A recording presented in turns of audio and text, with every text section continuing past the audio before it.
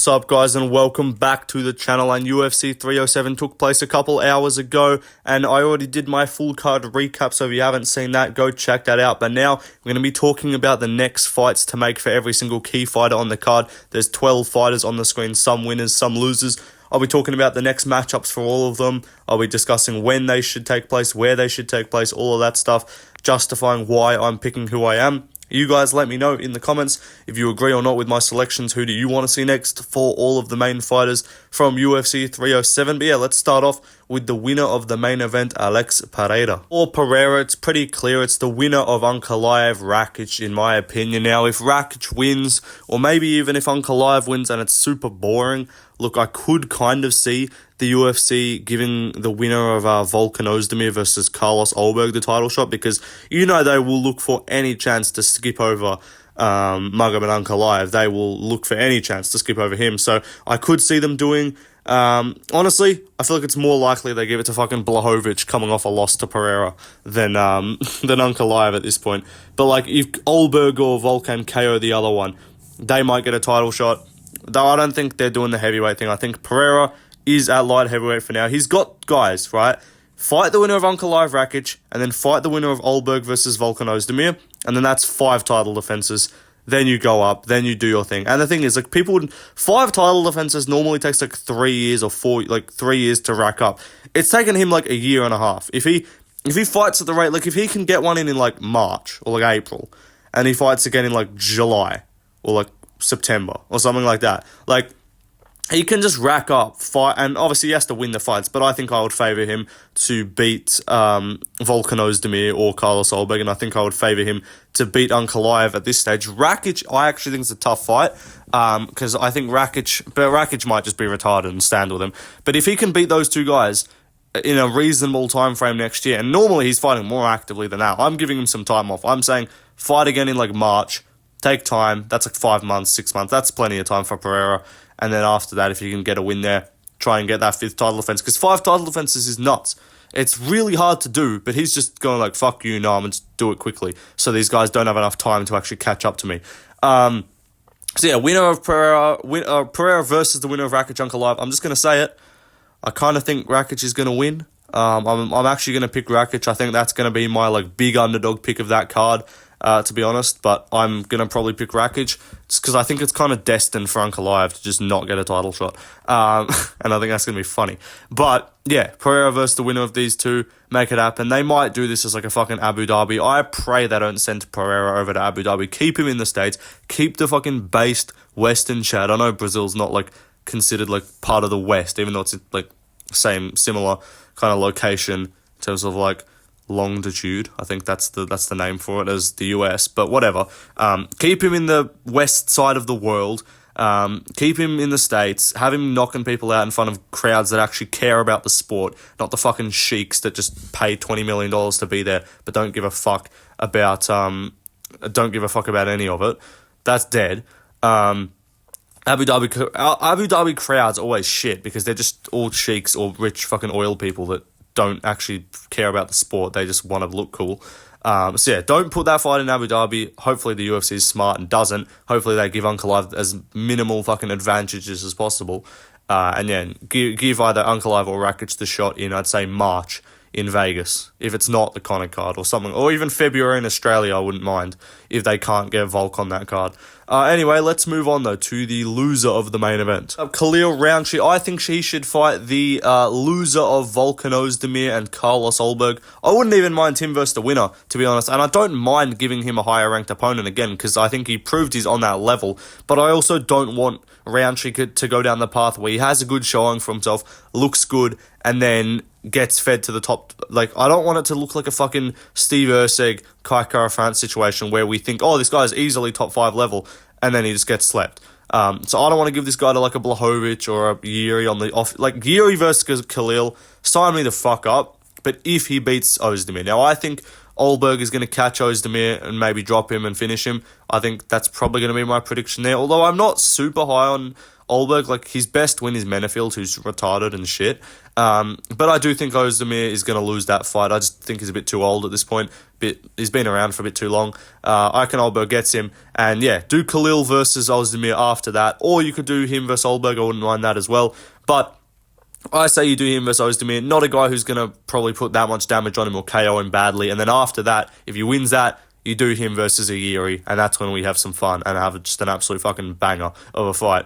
But yeah, for now, I think there's options though. You could send him way down the rankings and do like a Bogdan Gushkov or something like that, but I think that's a bit mean. I think he deserves to stay around where he is in the rankings. Definitely doesn't move down. If anything, he moves up, but I think everyone above him kind of deserves to be above him. Like, unless you're basing it off like his performance against like Pereira, but just based off resume, technically you can't really have him above or higher than where he is. But regardless, great performance from Khalil Roundtree. He looked really good. He impressed me a lot. But I think, yeah, Ozdemir is next for him, in my opinion, because he's going to need time off. And Ozdemir is going to fight Olberg. He might lose, he might win. But I think Ozdemir win or lose is like a decent call against Olberg. Anyway, let's move on to the co-main event. We got Juliana Pena. It's pretty clear. It's Kayla Harrison. You're not fighting fucking Nunes, little bro. Look, Pena, I mean, I thought you lost. She was looking solid out there, you know. Give her a size extra on the assets up top, and then get her doing some squats in the gym, and you know she'll be closer to like a 7, 8 out of 10. Right now, you know, the face solid, it's pretty hot, but you got to get the physical assets going a little bit. You know, just embrace your inner Nina drama and just get fake tits and just brag about them. But great win.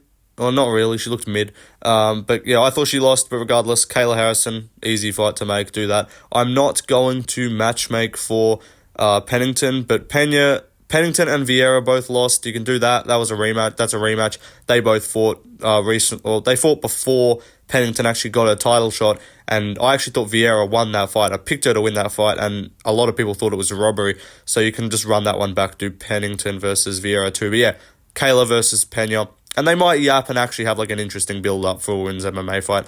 But anyway, let's move on to the next fight. Next up, we got Mario Bautista. And this is like my new least favourite fighter. I might make a video, fighters that I now fucking hate. And Mario Bautista is going to be number one. This guy held on to Jose Aldo like a bum. Just literally did Marab, but like not worse. Like, I think this was more entertaining than the Marab fight, but that's because at least Marab was doing his thing effectively. Batista was not even doing his thing effectively. He was just fucking shooting a takedown and then failing it, holding for like 20, 30 seconds, getting back on the feet, and then Aldo would actually separate here. At least Marab just held him there the whole time. Well, there's Batista, let Aldo, Aldo teed off on him on the feet, beat him up, and then fucking got robbed. And then Batista literally, this is the only reason why I hate this guy, or one of the main reasons, is because they separated them and then he immediately shot for another takedown. Like, what a bum. But anyway, moving on to the fight that needs to be made for him. Fuck you. No high-level top 5 guy. No big name. You're just going to get Song Yadong and you're going to get your ass whooped because Song Yadong has good takedown defense and is more offensive and he's more aggressive than Jose Aldo. And I think he would whoop his ass. Because I don't want to give this guy a top 5 opponent. Like, I would try and be like, oh, let's give him someone who is going to beat him up. But, like, I think anyone who I would confidently pick to just smoke him would be in the top 5. But I think Aldo won already. Like, I'm acting like you need to be an improved version of Aldo to win this fight. I think he already won. But I think Song Yadong's more powerful. He's more aggressive. He's got better combinations, maybe. And he's also got more hustle to get off from the cage. Like, we saw what Song Yadong did to Ricky Simone, and you saw what Mario Batista did to Ricky Simone. Song Yadong whooped Ricky Simone's ass and dropped him multiple times and finished him. Batista took him to a decision. Song Yadong would absolutely smoke Mario Batista. He's looking to come back soon. I say, don't give this fucking spastic, don't give this absolute disgrace to the sport any time to rest, any time to recover. Turn him around and have him fight on the fucking December card, maybe the December fight night at the end of the year. Song Yadong, he's taken some time off after the Yarn fight. Competitive fights with Yarn, competitive fights with Sandhagen. He's better than Mario Batista. And I do think he's a little bit better than Jose Aldo at this stage of his career. So yeah, do Mario Batista versus Song Yadong at the end of the year in December, and do not let this guy fucking rest, because he fought January and then didn't fight again until fucking October. No big 8-10 month turnaround. You're fighting in 2 months, buddy. Get ready to turn around. Fuck you. you're a bum. Anyway, let's talk about Jose Aldo, the real winner of this fight. Now, I feel bad for Jose Aldo because I think he got robbed. I think he won clearly, and I think the judges screwed him over, and I also think Batista's a rat and just screwed him over. And the UFC screwed him over as well by giving him Batista as an up-and-coming guy instead of like a top-ranked guy or a bigger name. So I think you can't really justify a top 5. I wouldn't complain about it. If they did a Sandhagen fight, if they did one of these guys, I wouldn't complain at all. But I think it's more justifiable to do Henry Cejudo, who's also coming off 2 losses, but he's a big name, is a former champion, and a very winnable fight for Jose Aldo because Henry Cejudo, he might be a cringe little weirdo, but even though he does wrestle a lot, he's not the type of guy to, like, stall against the cage. Like, he doesn't usually just cage control much against the cage. I think he'll go for it, and he will stand with Aldo. I think he gets his takedown stuffed comfortably, and I think Aldo will comfortably beat him up on the feet and get a win. And I think he deserves to fight a higher-ranked name, to fight a big, not like way higher-ranked, but fight a bigger name, fight a former champion. And this is the fight that I would have given to Batista if he actually won the fight clearly, or if he wasn't a gremlin and a rat.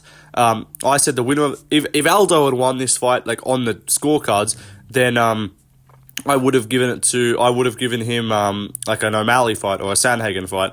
But just because he didn't technically win the scorecards, and I don't think the UFC is going to give him a top 5 guy, do this. Wouldn't surprise me if the UFC royally screws him over and tries to give him fucking some up-and-coming dude. Give him like Marcus McGee next or some shit. Like, what are they doing with Jose Aldo? Why are you disrespecting one of your top 10 greatest fighters of all time? But I think do him versus Cejudo. If Cruz ain't retired, you can do that. I don't think Cruz is going to take that fight. So yeah, Cejudo versus Aldo sometime next year, early-ish, first quarter of next year. Now let's move on though to the next fight. So we got Roman Dolidze, who got a bit of an anticlimactic TKO win over Kevin Holland. He gets it done. Fair play. I think do him versus Jared Cannonier. I think that's the fight to make. Cannonier's coming off 2 losses. He needs to step back.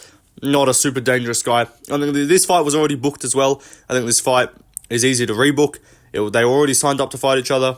I think it was Cannonier pulled out because he had an MCL injury. Dolidze, I think, would lose this fight. Cannonier, I don't think, is like completely washed, and I don't think Dolidze's that powerful as well, or that good at striking. So I would pick Cannonier to win. But yeah, run this fight sometime next year. Cannonier still needs to take some time off after that beating he took against Baralio. But yeah, do Dolidze versus Jared Cannonier. I think that's a good fight to make. I wouldn't have minded like a Brendan Allen fight, but also I want Brendan Allen to fight Vettori next. That needs to happen. Maybe like a Hermansson rematch, but they don't usually do random rematches. So yeah, I think Costa is not a bad one. I just don't think Costa would take a fight with Roman Dolidze. I think he wants like only big names. So yeah, Cannonier versus Dolidze, probably like some sort of Apex main event at some point next year. Let's move on though to the next fight. We got Kevin Holland. I think they're just going to do him versus fucking Shara. Shara's going to win against Petrosian in a couple of weeks probably, and then he'll deserve, or not even really deserve, but he'll get a bigger name. It's funny though, because he debuted against Bruno Silva, and then his next 2 fights were both stepped down in competition. Like McCall and then fucking Tricoli, the bum. So I think Kevin Holland's a good step. Probably need like a ranked middleweight maybe, or they give him something like that, but I think Holland's good. I would say do it in Abu Dhabi. I'm not sure if they're letting Holland into Abu Dhabi. I think that's probably going to be a risky one. If not, I don't know. Just see if you can get this guy into the US. Apparently he can fight in the US. Apparently he has a visa. So get him over here. You know, police are going to be on watch. They're going to check him at the airport, but it'll be fine. Shara versus Kevin Holland is next after Shara beats Petrosian.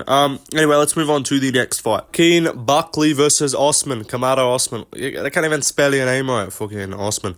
A little Malteser head. But Buckley versus Osman, we got Tyler the Creator versus the Malteser. I already posted this on my community page before. Make this the main event of the Tampa, Florida fight night at the end of the year. Because that is going to be a fight. That'll be a sick main event. And Usman trains in Tampa. Buckley, I don't know where Buckley trains, but who cares? Usman's out of Tampa, or out of Florida at least. He trains near there, trains at Killcliff. So make this fight happen. I think they're going to, I'm like 95% sure there's going to be a welterweight main event for that card anyway. Because it's going to be one of those welterweight guys that trains at Killcliff probably. Maybe an Ian Gary, maybe a Shavkat, maybe a Osman, maybe an Colby or some shit like that.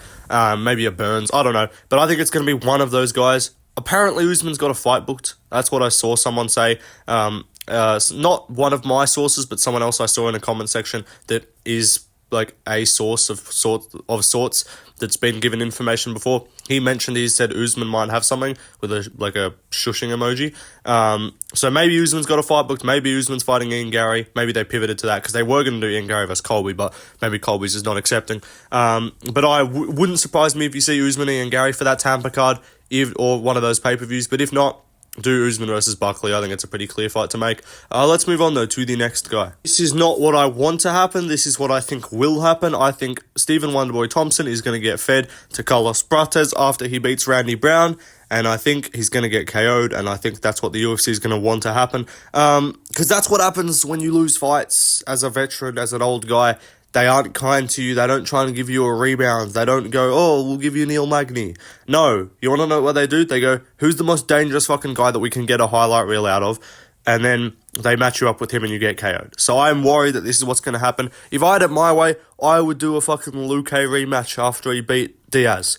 Or something like that. Or a Jeff Neal rematch after he beats RDA.